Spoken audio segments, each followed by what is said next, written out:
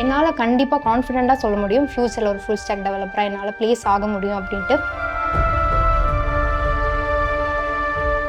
காலேஜில் BSc computer science எடுத்தால் கூட ஓப்பனாக சொல்லணும்னா அங்கே எதுவுமே வந்துட்டு ப்ராக்டிக்கலாக சொல்லிக் கொடுக்கல. லிங்க்டின்ல போஸ்ட் பண்ணலாம், ரெஸ்யூம் பில்ட் பண்ணுறது, அந்த ஐடியாஸ் எல்லாம் சொல்கிறப்போ தான் இந்த மாதிரிலாம் இருக்குன்றதே தெரியும். டிசிஎஸில் நான் ஒர்க் பண்ணிட்டுருக்கேன். பட்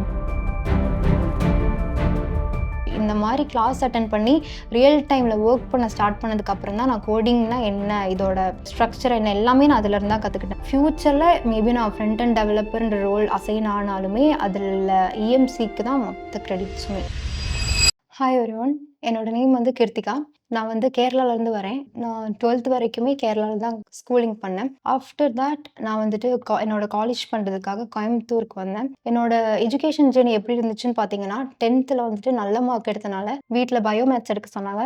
ஸோ அது மூலயமா பயோமேத்ஸ் எடுத்தேன். பட் பயோமேத்ஸ் எடுக்கிற டைம்லையுமே எனக்கு மெடிக்கல் ஃபீல்டில் சுத்தமாக இன்ட்ரெஸ்ட் இல்லை. படிக்கணும், மார்க் எடுக்கணுன்றதுக்காக மட்டுமே தான் படித்தேன். நெக்ஸ்ட்டு வந்து +2க்கு அப்புறம் 12th அப்புறம் என்ன பண்ணலான்ட்டு யோசிச்சப்போ மறுபடியும் வீட்டில் என்ன சொன்னாங்க, நிறைய பேர் என்ன சொன்னாங்கன்னா, ஓகே ஐடி ஃபீல்டில் வந்துட்டு ஆப்பர்ச்சுனிட்டிஸ் நிறைய இருக்குது, இப்போ அதில் தான் டெக்னாலஜிஸ் எல்லாம் டெவலப் ஆகிட்டு இருக்கு. ஸோ நீ வந்து கம்ப்யூட்டர் சைடு இப்போ பிஎஸ்சி கம்ப்யூட்டர் சயின்ஸ் எடு, அது நல்ல சாய்ஸாக இருக்கும்னு சொன்னனால பிஎஸ்சி கம்ப்யூட்டர் சயின்ஸ் தான் நான் படித்தேன். ஸோ எப்படின்னா நான் 12th வந்துட்டு பயோமேத்ஸ் எடுத்தனால இந்த கம்ப்யூட்டர் சயின்ஸ் ஐடி ஃபீல்டு அது எல்லாமே எனக்கு ரொம்ப ஃப்ரெஷ்ஷாக இருந்துச்சு. ஃப்ரம் தி ஸ்க்ராட்ச்லேருந்தே நான் படிக்கிற மாதிரி இருந்துச்சு. அப்படி இருக்கிறப்போ கண்டிப்பாக ஸ்க்ராட்ச்லேருந்து படிக்கணுன்றப்போ இப்போது காலேஜ்லலாம் எப்படின்னா பேசிக்ஸ்லேருந்து அவங்க வந்து ஸ்பூன் ஃபீட் பண்ண மாட்டாங்க. ஸோ எனக்கு எப்படி இருந்துச்சுன்னா ஃபஸ்ட்டு செமஸ்டர்லாம் நான் கொஞ்சம் மார்க் லெஸ்ஸாக தான் வாங்கிட்டு இருந்தேன். எனக்கு கோடிங்னா என்னன்னு தெரியாது, எப்படி கோட் பண்ணணும்னு தெரியாது, எங்கேருந்து ஸ்டார்ட் பண்ணுறது எங்கே முடிக்கிறது எதுவுமே தெரியாது. ஃபுல் பிளாங்காக தான் இருந்தேன். அப்போ தான் வந்துட்டு EFCயில் ஆக்னல் ஜான் அவங்களோட ஷார்ட்ஸ் எல்லாம் எனக்கு வரும். ஸோ அதெல்லாம் பார்க்கும்போது அவங்க ரியல் டைம் எக்ஸாம்பிள் வச்சு எல்லாமே எக்ஸ்பிளைன் பண்ணுறப்போ எனக்கு வந்து கோடிங் கிட்ட கொஞ்சம் இன்ட்ரெஸ்ட் அதிகமாயிருச்சு. ஸோ வந்துட்டு அந்த டைமில் வந்துட்டு எனக்கு EMCயில் கோர்ஸ் பண்ணுற அளவுக்கு எங்கள் வீட்டில் வந்துட்டு வசதி இல்லாதனால நான் இந்த மாதிரி ஷார்ட்ஸ் பார்த்து கற்றுட்டு இருந்தேன். நெக்ஸ்ட் வந்துட்டு அவர் ஜான் வந்துட்டு லாங் வீடியோஸ் போடுவாங்க யூடியூப்ல, HTML CSS அந்த பற்றி லாங் வீடியோஸ் போடுவாங்க. ஒரு டைமுக்கு அப்புறம் வந்துட்டு இந்த மாதிரி ஒரு ஆப்பர்ச்சுனிட்டி வந்துச்சு எனக்கு. EMCயில் வந்துட்டு ஃபுல் ஸ்டாக் டெவலப்பருக்காக கோர்ஸ் போயிட்டுருக்கு, நீங்கள் ஜாயின் பண்ணலாம் அப்படின்னு ஒரு ஆப்பர்ச்சுனிட்டி வந்தப்போ அது ரொம்ப லேட்டாக இருந்துச்சு. ஆக்சுவலாக எனக்கு வந்துட்டு எப்படின்னா நான் 3rd இயர் முடிக்கிற டைமில் தான் இந்த மாதிரி ஆப்பர்ச்சுனிட்டி எனக்கு வியூ ஆச்சு. ஸோ தட் அந்த டைமில் அது ரொம்ப லேட் தான் எனக்கு. அந்த டைமில் நான் கோர்ஸ் அட்டன் பண்ணுறப்போ ரொம்ப இன்ட்ரெஸ்டிங்காக தான் இருந்தேன். ஏன்னா ஜான் தான் வந்துட்டு கிளாஸஸ் எடுப்பாங்க, நல்லா புரியும், நம்ம எண்ட் ஆஃப் த டே வந்துட்டு ஒரு ஃபுல் ஸ்டாக் டெவலப்பராக வந்து வெளியே போகிறான்ற ஒரு நம்பிக்கை இருந்துச்சு. அதே மாதிரியே அவங்க வந்துட்டு வீக்லி ப்ராஜெக்ட்ஸ் கொடுத்தாங்க, லைவ் செஷன்ஸ் கொடுத்தாங்க, எங்களோட டவுட் வந்துட்டு லைவாக கிளியர் பண்ணாங்க. அதெல்லாமே ரொம்ப ஹெல்ப்ஃபுல்லாக இருந்துச்சு என்னோட கோடிங் ஜேர்னியில். இப்போ வந்துட்டு ஃபுல் ஸ்டாக் டெவலப்பர் அந்த இதில் கோர்சஸ்லாம் பார்த்து கம்ப்ளீட் பண்ணி இந்த ஃபெப் எண்டில் வந்துட்டு கோர்ஸ் முடிக்க போகிறப்போ என்னால் கண்டிப்பாக கான்ஃபிடென்ட்டாக சொல்ல முடியும் ஃப்யூச்சரில் ஒரு ஃபுல் ஸ்டாக் டெவலப்பராக என்னால் ப்ளேஸ் ஆக முடியும் அப்படின்ட்டு. ஸோ என்னோட லைஃப்பில் வந்துட்டு EMCக்கும் அண்ட் ஆக்னல் ஜான், அதே மாதிரி எங்களோட டியூட்டரான விஜய் சார், அவங்களுக்கு எல்லாமே பெரிய ஒரு ரோலே இருக்குது. ஸோ எல்லாருக்கும் என்ன சொல்கிறேன்னா, நம்ம ஒரு இடத்துல இருந்து வந்திருப்போம், எங்கே போகிறோம்னே தெரியாமல் ட்ராவல் ஆகிட்டு இருக்கிற டைமில் நமக்கு ஒரு ஆப்பர்ச்சுனிட்டி வரும். அந்த ஆப்பர்ச்சுனிட்டி வந்துட்டு கரெக்டாக யூஸ் பண்ணிக்கோங்க. என் லைஃப்பில் அந்த மாதிரி ஒரு கேப்ஸ்டோன் என்னன்னு பார்த்தீங்கன்னா கண்டிப்பாக எரர் மேக்ஸ் கிளவர்னு சொல்லுவேன். அண்ட் அந்த டீமுக்குமே ரொம்ப தேங்க்ஸ். ஹாய் காய்ஸ், ரொம்ப நாளாக ஃபுல் ஸ்டாக் டெவலப்மெண்ட் படிக்கணும்னு நினச்சிட்டு இருக்கீங்க, இல்லை நல்ல ஒரு வேலைக்கு போகணும் பட் எங்கே ஆரம்பிக்கிறதுன்னு தெரில அப்படின்னு யோசிச்சுட்டு இருக்கீங்க அப்படின்னா உங்களுக்காக தான் எரர் மேக்ஸ் கிளவர் நாங்கள் ஃபுல் ஸ்டாக் டெவலப்மெண்ட் ப்ரோக்ராம் கொண்டு வந்திருக்கோம். எரர் மேக்ஸ் கிளவரில் லாஸ்ட் 3 இயர்ஸில் மட்டும் நாங்கள் 8000+ ஸ்டூடெண்ட்ஸை ட்ரெயின் பண்ணியிருக்கோம். அதில் 1000+ ஸ்டூடெண்ட்ஸை நாங்கள் ஃபுல் ஸ்டாக் டெவலப்மெண்ட்டில் மட்டும் ட்ரெயின் பண்ணியிருக்கோம். அண்ட் ட்ரெயின் பண்ணது மட்டும் இல்லாமல் அவங்கள TCS, Hexaware, RisultX, Handbill Tabs அப்படின்னு சொல்லி MNCலேருந்து ஸ்டார்ட் அப் வரைக்கும் இருக்கிற நல்ல கம்பெனிஸில் ப்ளேஸ் ஆகிறதுக்கும் ஹெல்ப் பண்ணியிருக்கோம். நீங்கள் இன்றைக்கி AI ஃபுல் ஸ்டாக் டெவலப்பர் ஆகி ஒரு நல்ல வெப்சைட்ஸ் பில்ட் பண்ணணும், நல்ல சாஃப்ட்வேர்ஸ் பில்ட் பண்ணணும், அண்ட் அது கூடவே சேர்ந்து நல்லாவும் ஏர்ன் பண்ணணும் அப்படின்னு நினச்சிட்டு இருந்தீங்கன்னா உங்களுக்காக தான் இந்த ப்ரோக்ராம். இங்கே தியரி கிளாஸஸ் எதுவும் இருக்காது, நீங்கள் காலேஜில் படித்த மாதிரி இங்கே படிக்க மாட்டீங்க. இங்கே இருக்கிற மென்டார்ஸ் எல்லாமே Zoho, Infosys, PayPal அப்படின்னு பெரிய பெரிய கம்பெனிஸில் ஒர்க் பண்ணுற டாப் மென்டார்ஸ் வந்து உங்களுக்கு டீச் பண்ண போகிறாங்க. அண்ட் அவங்களே நீங்கள் எப்படி ப்ளேஸ் ஆகிறது அப்படின்ற கைடன்ஸும் உங்களுக்கு கொடுப்பாங்க. இந்த ப்ரோக்ராம் உங்களோட கெரியருக்கு சூட் ஆகுமா, இந்த ப்ரோக்ராமோட ப்ரைஸிங் என்ன, டியூரேஷன் என்ன, இந்த மாதிரி உங்களுக்கு நிறைய கேள்விகள் வரலாம். அது எல்லாத்துக்கும் ஆன்சர் பண்ணுறதுக்கு எங்களோட டீம் ரெடியாக இருக்காங்க. உடனே கீழே இருக்க லிங்கை கிளிக் பண்ணி எங்கள் டீம் கூட நீங்கள் ஃப்ரீ கன்சல்டேஷன் கால் புக் பண்ணிக்கோங்க. அவங்க உங்களோட கெரியரில் நீங்கள் நெக்ஸ்ட் என்ன ஸ்டெப் எடுத்து வைக்கணும் அப்படின்ற கைடன்ஸை கரெக்டாக கொடுப்பாங்க. All the very best for your career. So இப்போ நீங்கள் வந்து யூடியூப்பில் ஃபஸ்ட்டு படிச்சுட்டு இருந்தேன், அதுக்கப்புறம் கோர்ஸ் என்ரோல் பண்ணிங்க. உங்களுக்கு யூடியூப்ல படிச்சதுக்கும் கோர்ஸ்ல படிச்சதுக்கும் என்ன டிஃபரன்ஸ் இருந்துச்சு? ஓகே நிறைய பேர் யூடியூப்ல படிக்கிறாங்க. அவங்களுக்கு நீங்க என்ன சொல்லணும்னு நினைக்கிறீங்க? ஓகே, யூடியூப்ல வந்துட்டு இப்போ ஃப்ரண்ட் எண்ட்ல பார்த்தீங்கன்னா HTML, CSS அண்ட் ஜாவா ஸ்கிரிப்டோட பேசிக்ஸ் பற்றி சொல்லி கொடுத்தாங்க. அது வரைக்குமே படிச்சப்பவே எப்படின்னா ஒரு இன்புட் நம்ம கொடுக்குறோம், கோடிங்கில் ஒரு இன்புட் கொடுக்குறோம், அதுக்கப்புறம் நமக்கு அந்த அவுட்புட் வரப்போ இருக்கிற ஹாப்பினஸ் வந்துட்டு சொல்லவே முடியாது, நல்லாயிருக்கும். ஸோ ஓகே, நம்ம ஜாவா ஸ்கிரிப்ட் வரைக்குமே பேசிக்கில் போயிட்டுருக்கோம், இன்னுமே இது வந்துட்டு டீப்பாக நம்ம கற்றுக்கலாமே, இது வரைக்குமே நம்ம இன்ட்ரெஸ்ட் வந்துட்டோம்னா எப்படியும் டீப்பாக கற்றுக்க நமக்கு தோணும். ஸோ தட் இன்னும் எக்ஸ்ப்ளோர் பண்ணால் நல்லாயிருக்கும், இன்னும் டீப்பாக லேர்ன் பண்ணால் நல்லாயிருக்குன்றதுனால தான் நான் கோர்ஸ் ஜாயின் பண்ணேன். கோர்ஸ் ஜாயின் பண்ணதுக்கப்புறம் எக்ஸ்பீரியன்ஸ் எப்படி இருந்துச்சு அப்படின்னா, இப்போ யூடியூப்ல வீடியோஸ் வந்துச்சுன்னா நமக்கே கொஞ்சம் அசால்ட் ஆயிரும், யூடியூப்ல தானே இருக்குது, எப்போ வேணால் படிச்சுக்கலாம், எப்போ வேணால் பார்த்துக்கலாம் அப்படின்ட்டு. ஆனால் இந்த கோர்ஸ் வந்துட்டு டைமிங், இப்போ ஒரு வீக் கொடுக்குறாங்கன்னா அந்த வீக்கெண்டில் நம்ம இந்த ப்ராஜெக்ட் கம்ப்ளீட் பண்ணியிருக்கணும். ஸோ தட் அந்த கொடுக்குற ரெக்கார்டட் வீடியோஸ் எல்லாமே நம்ம அந்த வீக்கில் பார்த்து கம்ப்ளீட் பண்ணியிருப்போம். அப்படி பார்த்து கம்ப்ளீட் பண்ணிட்டு நமக்கு அதில் என்னென்ன டவுட்ஸ் இருக்கோ அது வந்துட்டு வீக்கெண்டில் நம்ம அந்த லைவ் செஷனில் வந்து கிளியர் பண்ணிக்கலாம். அது வந்துட்டு கரெக்டாக போகுது, அந்த ஸ்கெடியூல் வந்து கரெக்டாக போகுது. இதுவே நம்ம யூடியூப்ல பார்க்குற மாதிரி இருந்தால்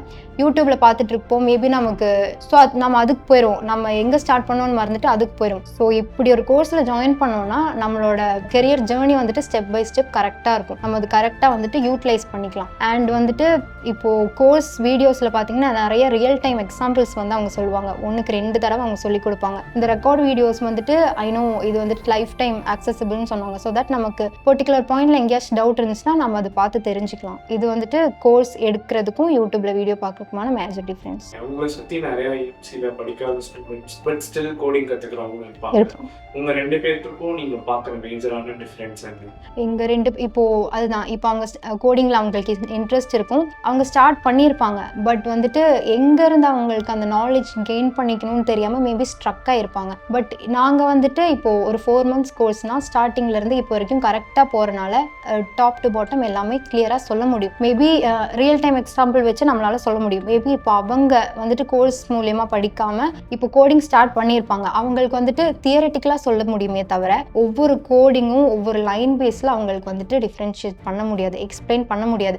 இதுக்கு எதுக்கு யூஸ் பண்ணுறாங்க, இப்போது ஃப்ரண்ட் எண்டுக்கு நம்ம ரியாக்ட் யூஸ் பண்ணுறோம், அந்த மாதிரிலாம் சொல்லாமே தவிர லைன் பை லைனாக டிஃபைன் பண்ண அவங்களால கண்டிப்பாக முடியாது. ஒரு கோட் கொடுத்தோன்னா அந்த கோடில் எந்த லைனில் எந்த இடத்துல எரர் பண்ணியிருக்காங்கன்னு கண்டே பிடிக்க முடியாது. ஃபர்ஸ்ட் நமக்கு கோடிங் எப்போ இன்ட்ரெஸ்டிங் ஆகும்னா எரர் பண்ண தான் நமக்கு இன்ட்ரெஸ்ட் ஆகும். ஸோ எப்படின்னா ஒரு எரர் நமக்கு காட்டுதுன்னா அந்த எரர் ரீட் பண்ணி எங்கே எரர் இருக்குன்னு நம்ம வந்து ஃபைன் பண்ணுவோம், அதுலேருந்து தான் நம்ம நிறைய லேர்ன் பண்ணிக்க முடியும். இப்போது இந்த மாதிரி EMCயில் படிக்காதவங்களுக்கான டிஃப்ரென்ஸ் இன்னொன்று என்னென்னு பார்த்தீங்கன்னா, இப்போது நார்மலாக ஒரு வெப்சைட் கிரியேட் பண்ண சொல்கிறாங்கன்னா இப்போது நிறைய AI பிளாட்ஃபார்ம்ஸ் இருக்குது, நம்ம கேட்டோன்னே கோடிங் அதுவே கொடுத்துரும், காப்பி பேஸ்ட் பண்ணுவாங்க. பட் வந்துட்டு அப்படி பண்ணுறப்போ ஏதாச்சும் ஒரு மிஸ்டேக் வருதுன்னா அவங்களால டிஃபைன் பண்ண முடியாது. ஸோ இந்த மாதிரி எரர் மேக்ஸ் கிளவர்ன்ற மாதிரி ஒரு பிளாட்ஃபார்மில் நம்ம படிக்கும்போது அப்படி காப்பி பேஸ்ட் பண்ணாலுமே எங்கே எரர் வந்திருக்கு, எங்கே நம்ம வந்துட்டு மாடிஃபை பண்ணலாம், அப்டேட் பண்ணுறான்னு எல்லாமே நம்மளால் தெரிஞ்சுக்க முடியும். இப்போது உங்களுக்கு கோமெண்டாஸ் வெண்டாஸ் எல்லாம் ஆக்சஸ்லாம் இருந்திருக்கும், உங்களுக்கு எக்ஸ்பீரியன்ஸ்லாம் இருந்திருக்கும், அதை பற்றி சொல்லுங்கள், அது உங்களுக்கு எவ்வளோ ஹெல்ப்ஃபுல்லாக இருந்துச்சு?